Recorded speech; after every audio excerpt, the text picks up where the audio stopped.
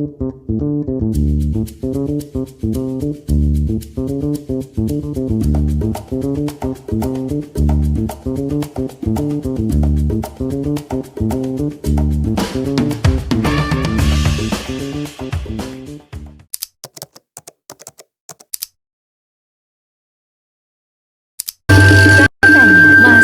Eva Unila.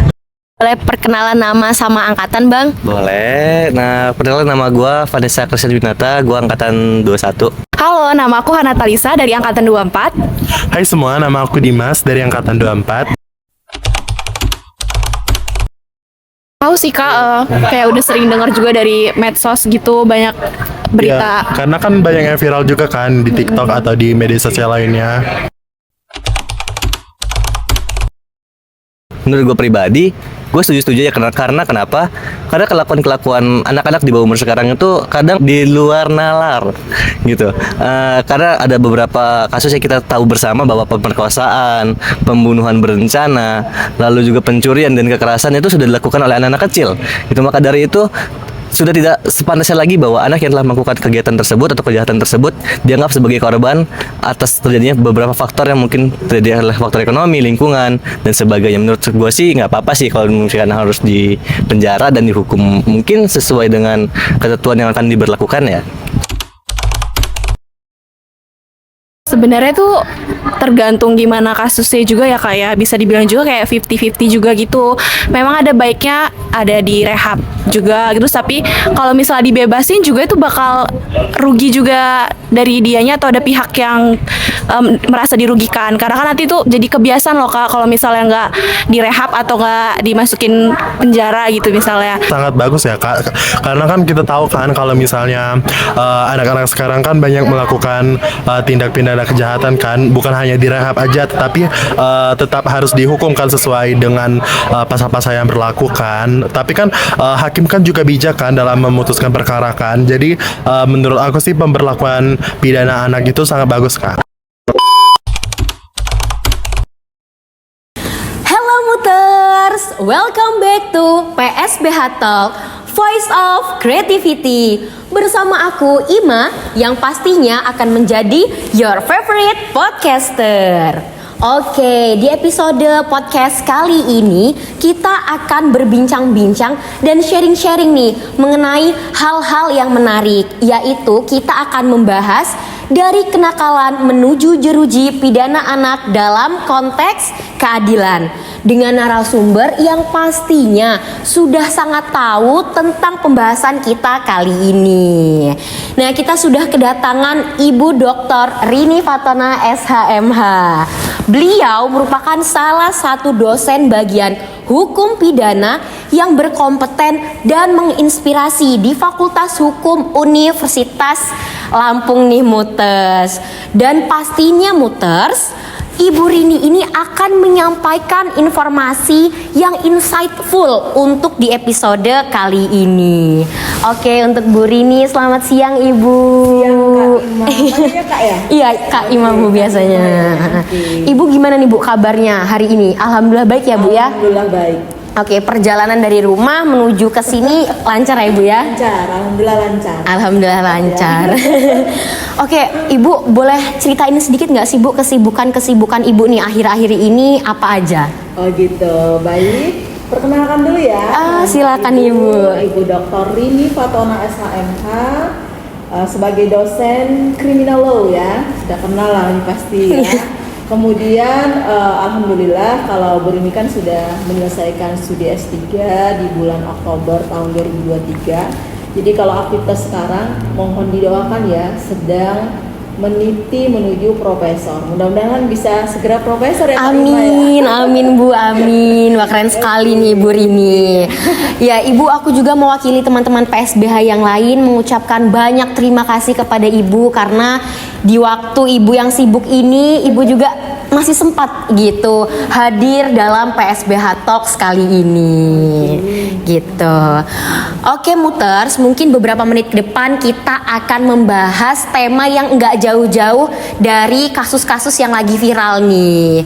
Oke Bu, kan ini sebelum kita mengupas jauh ya Bu ya, sempat nih Bu, beberapa bulan lalu itu ada kasus yang sedang viral, yaitu di Palembang. Ada anak di bawah umur Bu, ya 4 orang anak itu melakukan pembunuhan dan pemerkosaan terhadap siswi SMP nih Bu di Palembang. Dengan satu orang pelaku ya Bu, diduga itu menjadi otak pembunuhan dan pemerkosaan ini masih berumur 16 tahun dan divonis hukuman penjara 10 tahun. Seperti itu sih Bu. Dan juga ada nih Bu ketiga pelaku lainnya umurnya 13 tahun, ada juga yang berumur 12 tahun. Nah, jaksa ini kan menuntut hukuman pidana mati ya Bu ya. Tapi ternyata itu vonisnya hanya 10 tahun dan hakim juga meminta untuk ketiga pelaku yang lainnya yang berumur 13 dan 12 tahun itu untuk dimasukkan ke dalam lembaga kesejahteraan sosial selama 1 tahun.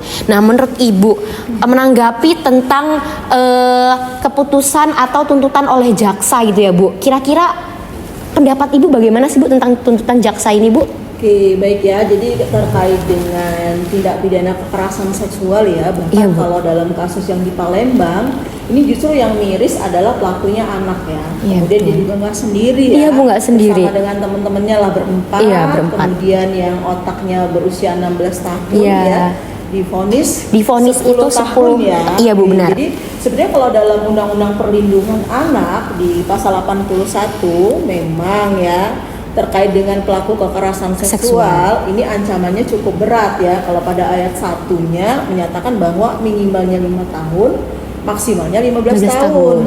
Kemudian di sana juga dijelaskan bahwa ketika memang yang melakukan adalah ayah kandung atau pendidik dan sebagainya, justru akan mendapatkan pemberatan pidana. Jadi bisa ditambah sepertiga loh Kak Ima. Kan banyak nih kasus-kasusnya ya. Iya, Bu, Jadi banyak sekali. misalnya kayak ayah kandung melakukan terhadap anak Anak, sendiri, iya, benar, atau Bu. justru guru ya, Iya. guru terhadap murid dan sebagainya, itu mendapatkan pemberatan pidana dengan ditambah sepertiga. Sepertiga. Berarti kalau 15 tahun maka ditambah 5 tahun menjadi 20 tahun. Dan ternyata pelaku kekerasan seksual juga bisa dijatuhi hukuman mati ya, ada di dasar hukumnya pasal 81 ayat kelima.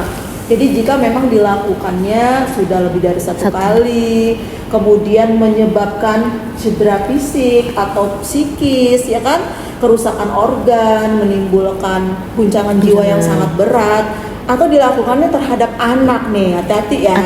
Jadi bisa sampai dijatuhi putusan vonis hakim dengan pidana mati. Tapi ini berlaku ketika pelakunya adalah orang dewasa. ya kan? Oke. Dan kita tahu ya ada Undang-Undang SPPA, Undang-Undang Nomor 11 Tahun 2012. Jadi maksimum ancaman pidana untuk anak pelaku tindak pidana hanya boleh setengah dari ancaman terhadap orang dewasa, ya kan? Jadi tidak pernah ada pidana mati untuk anak. Jadi kalaupun melakukan pembunuhan, pemerkosaan, maka ancaman maksimalnya 20 tahun. Ketika anak pelakunya maka dijatuhnya 10 tahun. Oke. Oke, muters. Nah, itu muters tandanya kalau misalnya anak di bawah umur itu tidak bisa dikenakan hukuman mati ya Bu ya. Oke. Tadi kan Ibu sempat menyinggung nih Bu tentang pasal 81 ya Bu ya. Nah, itu kan ancaman pidana mati atau penjara seumur hidup kan nanti akan digantikan menjadi maksimalnya 10 tahun ya Bu. Nah, tapi apakah aturan hukum tersebut itu tuh pantas ya Bu untuk anak walaupun sudah di luar kepatutan anak pada umumnya nih Bu ya, seperti tadi kasus pembunuhan lah, pemerkosaan lah Bu gitu. Ini menjadi dilema ya untuk kita semua, khususnya bangsa Indonesia ya kan. Bahkan Bu Rini ini memang melakukan riset ya dengan tema penegakan hukum terhadap anak pelaku tindak pidana. Dan yang sangat mengerikan, ternyata anak ini tidak hanya melakukan tindak pidana yang ringan, Iya, Bu, tapi benar. sudah melakukan tindak pidana yang berat ya. Misalnya keterlibatan anak dalam tindak pidana narkotika, dan itu bukan sebagai penyalahguna, tapi justru sebagai bandar Pemakai misalnya ya, Bu, ya? Ya, kalau misalnya dia cuma penyalahguna pemakai itu kan bisa direhab. Tapi ketika sudah menjadi bandar gitu ya, maka ini kan ancamannya di atas 7 tahun dan tidak bisa dilakukan diversi. Nah, ini berat. Nah, kemudian ketika dalam kekerasan seksual ya kan, kita lihat seperti kasus yang di Palembang, bahkan di Lampung juga ada ya, baru-baru Iya, terjadi, banyak, Bu. pelakunya 10 orang bahkan. Sangat banyak memang, Bu, terjadi. Jadi yang jadi masalah gini, ini pelakunya adalah anak, korbannya anak. Kemudian perbuatannya ini melebihi batas, ya kan, yang bisa ditolerir untuk mendapatkan diversi, ya kan? Ini jadi masalah buat kita semua, gitu kan? Dan ketika korbannya adalah anak, maka dikenakan dengan Undang-Undang Perlindungan Anak yang ancamannya itu juga tinggi. Oke. Iya, Bu. Jadi dalam kekerasan seksual sendiri di Lampung termasuknya tinggi nih Mbak Ima. Jadi kalau Bu Rini melakukan riset di tahun 2021 sampai 2023 itu hampir 500 kasus. Waduh, muter banyak banget. Jadi anak yang masuk LPKA ya, berarti dia sudah melalui proses persidangan, melalui SPPA, kemudian akhirnya masuk ke lembaga pembinaan khusus anak. Ya, ini kenapa ini sebenarnya gitu kan? Kok anak tapi melakukan tindak pidana yang di luar batas di luar tadi batas kata tadi ya, Kak Ima Bu. ya. Ini ada apa nih Ada apa? masalahnya? Gitu kan? Iya, Bu. Nah, ini masalahnya sebetulnya pelik. Ternyata tidak cukup kita menggunakan sanksi pidana dalam menyelesaikan kasus-kasus. Apalagi ketika anak ataupun korbannya adalah tadi ya, baik pelaku, korban itu adalah anak. Berarti di sini perlu ada terobosan-terobosan terbaru nih. Sehingga kalau Bu Rini itu dalam disertasi Bu Rini itu melakukan pendekatan humanis berbasiskan Pancasila. Seperti apa maksudnya? Ini yang menarik Kak Ima. Boleh Ibu jabarkan lah ini ya, Bu. Misalnya gini, ketika anak menjadi pelaku tindak pidana, Bu Rini itu menyatakan apakah mereka sudah punya niat jahat belum? Kira-kira.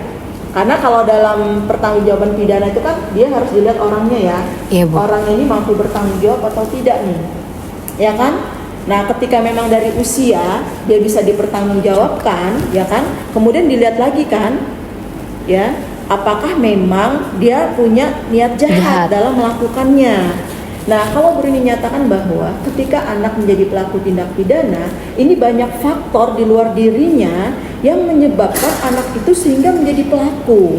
Misalnya gini, ya kalau Bu Rini lihat, ketika dia dalam kondisi yang memang di luar kendali ya, Iya, Bu. misalnya keadaan orang tua yang memang tidak mendukung untuk ia mendapatkan pengawasan, pendidikan dan yang lain-lain kasih sayang dari orang tua, maka dia punya potensi yang besar untuk bisa melakukan Tindak tadi ya, pidana seperti itu ya, Bu ya, seperti pemerkosaan, Iya, pembunuhan. betul, Kak Ima. Makanya tema Kak Ima ini sangat menarik Iya, Bu, ya. karena memang marak sekali ya, Bu ya, Iya, terjadi. betul. Jadi memang ya, Bu ya, tidak hanya faktor di dalam dirinya sendiri ya, Bu, Iya, tapi betul. faktor lingkungan, faktor eksternal itu memicu juga ya, Bu ya. Betul. Gitu. Nah, Muters memang terjadi banyak faktor sehingga anak-anak di bawah umur itu bisa melakukan tindak pidana pemerkosaan, pembunuhan yang terjadi itu ya, Bu ya. Nah, Bu, dari hasil atau vonis yang dijatuhkan oleh hakim seperti tadi anak yang berusia 16 tahun itu kan 10 tahun ya, Bu ya. Kemudian anak-anak pelaku yang lainnya itu kan hanya sekedar diberi binaan ya, Bu ya. Nah, apakah keputusan yang dibuat oleh majelis hakim ini sudah adil belum sih, Bu, dan udah sesuai dengan tindak pidana yang dilakukan belum sih, Bu, kalau menurut pandangan Ibu lah ini? Oke ya, kalau di sini tadi Bu Rini nyatakan bahwa dilematis ya. Iya, dilematis, Ketika anak menjadi pelaku tindak pidana, apalagi sampai Memperkosa dan kemudian membunuh. melakukan pembunuhan. Di lain sisi juga ada korban ya, di sana yang korbannya juga masih usia anak. Iya, masih ya, usia anak, Bu, masih SMP lagi, Bu. Kemudian setelah diperkosa, kemudian juga Dibunuh, Bu. Ya. Sayang sekali. Sangat kejam lah ya gitu. Nah, kemudian memang dalam Undang-Undang Sistem Peradilan Pidana Anak sebetulnya dia memang memiliki asas ya, walaupun memang anak tuh melakukan atau menjadi pelaku tindak pidana, melakukan kesalahan, melakukan tindak kriminal gitu, tetapi memang harus ada gitu ya asas-asas yang dilaksanakan sesuai undang-undang tersebut. Misalnya ini sudah sesuai belum sih antara perbuatannya dengan pertanggungjawabannya. Tapi dilihat lagi, ada nggak masalah dari latar belakang anak itu melakukannya. Ini menjadi hakim ya, dalam memutus menjadi pertimbangan hakim. Nah kemudian juga dilihat ini vonis yang diberikan ini sudah sesuai ataukah belum dengan asas kepentingan terbaik bagi anak. Iya. Karena walaupun mungkin tadi melakukan kesalahan, tapi anak ini merupakan masa depan bangsa yang ketika dia bisa diperbaiki, maka dia bisa berubah menjadi lebih baik. Harapannya seperti itu. Jadi kalau dilihat dari adil tidak adil ya kan, sebetulnya dari sisi korban pasti menyatakan tidak adil, ya Bu. kan? Tapi ternyata kita sekarang juga sudah mulai beralih melihat dari sudut pandang pelaku. Apakah sanksi pidana yang berat ini merupakan solusi atau justru menambah masalah untuk pelaku justru belajar ilmu kriminal yang lebih lanjut gitu ya Bu, yang lebih berat lagi. Nah, gitu, Kak Ima. Berarti kan Bu, memang peraturan tentang tindak pidana yang anak di bawah hukum tuh sekarang sepertinya sudah tidak relevan lagi dan ya Ibu ya, dan membutuhkan revisi nggak sih Bu? Selain itu, kalaupun Ibu tiba-tiba atau nantinya kedepannya semakin banyak kasus-kasus seperti ini lagi ya Bu, kira-kira bagaimana sih Bu pengaruh hukum yang diatur dalam perundang-undangan terhadap pelaku tindak pidana anak di bawah umur ini Bu? Iya, jadi sebetulnya banyak ya yang berpendapat bahwa berikan sanksi yang berat terhadap pelaku ya gitu ya. Jadi sanksi yang berat terhadap pelaku menurut ini juga bukan satu-satunya solusi. Mungkin ini menjadi efek jerah satu sisi ya kan, Iya, satu sisi, kepuasan juga kepuasan. di sisi lain bagi si korban ataupun keluarga korban, tapi tanda kutip menimbulkan masalah baru ataukah tidak gitu kan. Iya Bu, Karena benar. tadi ya konteksnya ketika anak menjadi pelaku tindak pidana kemudian diberi sanksi yang berat, dia misalnya mengalami proses pembinaan di lembaga pemasyarakatan. Dan kalau menurut undang-undangnya kan ketika anak itu berusia sebelum 18 tahun, maka akan dibina di LPKA. Tapi ketika usianya sudah melebihi 21 tahun, maka akan dipindahkan ke LP dewasa. Oh. Nah ini menjadi problem baru lagi gitu Kak Ima. Kalau dipindahkan ke LP dewasa ketika nanti usia 21 tahun, misalnya ketika melakukan usia 16 tahun, Iya Bu. ya kan, anak tersebut dapat 10 tahun pidana penjara. Maka ketika 21 tahun berarti dia baru menjalani pidana selama 5 tahun. Kemudian lebih dari 21 tahun anak tersebut akan dipindahkan ke LP dewasa nih Kak Ima. Maka dia akan 5 tahun berinteraksi dengan pelaku-pelaku kriminal Yang lain ya Bu ya, yang dewasa. yang lebih lagi. Nah, apakah di sini tidak akan terjadi pembelajaran untuk melakukan Tindak pidana lagi, yang lain Nah, gitu ini Bu. juga bahaya ini. Iya juga ya Bu ya, kalau dilihat serba salah ya Bu ya, dilematis juga ya Bu ya. Kalau mau ngasih hukuman yang berat juga nanti gimana terhadap pelakunya, kalau ini juga bagaimana kan ya Bu ya, dari sisi korbannya juga kan merasa nggak adil gitu. Nah kira-kira Bu, apa sih yang perlu nih ditambahkan atau dibenahi oleh pihak-pihak berwenang terhadap perundang-undangan kita atau perundang-undangan yang mengatur tentang tindak pidana anak? Iya. Kalau Bu Rini itu malah justru gini ya, kalau di Undang-Undang Sistem Peradilan Pidana Anak, Undang-Undang Nomor 11 Tahun 2012, itu kan sebetulnya justru mewajibkan untuk diupayakan diversi terlebih dahulu ya, terkait ketika anak menjadi pelaku tindak pidana. Tapi ternyata diversi tersebut ini ada syaratnya Kak Ima. Syaratnya apa nih Bu? Iya. Biar muter-muter nih pada tahu nih syaratnya Bu. Tidak semua anak pelaku tindak pidana itu bisa dilakukan dengan diversi. Diversi itu kan pengalihan perkara. Di luar persidangan. Iya. Ya. Jadi sebelum masuk proses persidangan, ini diupayakan dulu lah dengan diversi, dengan melibatkan dari tadi ya, baik dia pelaku, korban, keluarga pelaku, Maupun korban. ataupun tokoh-tokoh memang yang berkompeten di bidang itu, ya kan, dimediasi oleh aparat penegak hukum, biasanya polisian. Polisi. Nah kemudian di situ akan dicari titik temu nih, penyelesaian apa sih yang terbaik bagi pelaku maupun bagi si Korban. ya kan? Iya, Bu. Supaya anak itu dijauhkan dari labeling, ya kan? Iya, Sebagai banyak penjahat ya. Iya Bu, banyak sekali tuh Bu. Kan zaman-zaman sekarang juga kayak kalau misalnya ada pelaku tindak Iya. pidana kriminal yang melakukan suatu perbuatan yang memang melanggar hukum, kan memang masyarakat kan pasti mencemooh Iya, atau betul. udah langsung kayak aduh itu ada anaknya si ini Ya. nih kriminal. Ya, Contohnya betul. seperti itu kan ya Bu Iya. ya. Padahal kan sebetulnya tidak boleh ada labeling ya. Iya. Kemudian juga ini melatih tanggung jawab ya, baik tanggung jawab secara pribadi pelakunya maupun Untuk orang tua, keluarganya atau atau orang tuanya nih, dan bahkan masyarakat nih punya tanggung jawab untuk bisa menyelesaikan permasalahan tersebut secara damai, ya kan? Iya, Bu. Supaya keadaan kembali sebagaimana Mestinya awalnya. mestinya. Tapi ini tadi Kak Ima ada syaratnya. Iya Bu, biar tetap Syaratnya nih. ini ternyata dia memang dilakukan oleh anak. Pastinya kan gitu. Pastinya. Usianya masih usia anak. Jadi ketika melakukan usianya belum 18 11 tahun. ya. Kemudian dia baru pertama kali nih, bukan residip. Oh. Ya, anak ini memang baru pertama kali. melakukannya. Kemudian yang paling penting ancamannya di bawah 7 tahun. Sanksi pidananya. pidana. Nah, kalau sudah memperkosa, Membunuh. berarti kan tidak bisa nih dilakukan upaya untuk diversi. Diversi. Sudah Iya, Bu, dapat ya. dipastikan ini pasti masuk ke sistem peradilan pidana. Dan nanti muaranya pasti masuk ke LPKA, Lembaga Pembinaan Khusus Anak. Oh, berarti seperti itu ya Bu ya. Berarti ini muter. Tadi Bu Rini bilang syaratnya itu harus yang pertama pasti anak ya Bu ya, usia anak sebelum 18 tahun. Dan juga kalau misalnya memang tindak pidananya itu sudah mencapai seperti pembunuhan atau pemerkosaan, itu udah otomatis langsung masuk ke tindak pidana gitu ya Bu ya. Prosesnya peradilannya. Masuk proses peradilan. Dan yang bisa dialihkan ya Bu ya, pidananya itu yang hanya di bawah 7 tahun Bu. Ya, Ancamannya pidananya di bawah 7 tahun. Jadi tindak pidana yang ancamannya di bawah 7 tahun.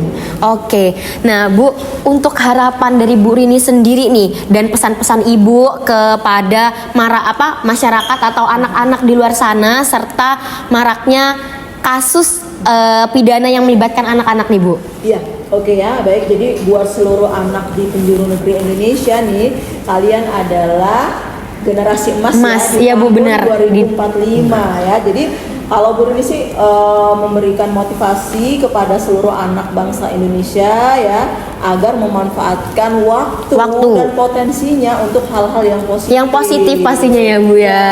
Ya, jadi alihkanlah seluruh energi untuk hal-hal positif. Yang positif itu. Ya, karena kalau energinya sudah dihabiskan untuk hal positif, dia sudah tidak punya waktu dan energi lagi untuk melakukan hal-hal yang negatif ya Bu ya, apalagi sampai yang kriminal gitu kan Bu. Nah, kemudian untuk orang tua, masyarakat memang hendaklah memberikan tempat yang hangat, melakukan pengawasan terbaik untuk anak-anak kita.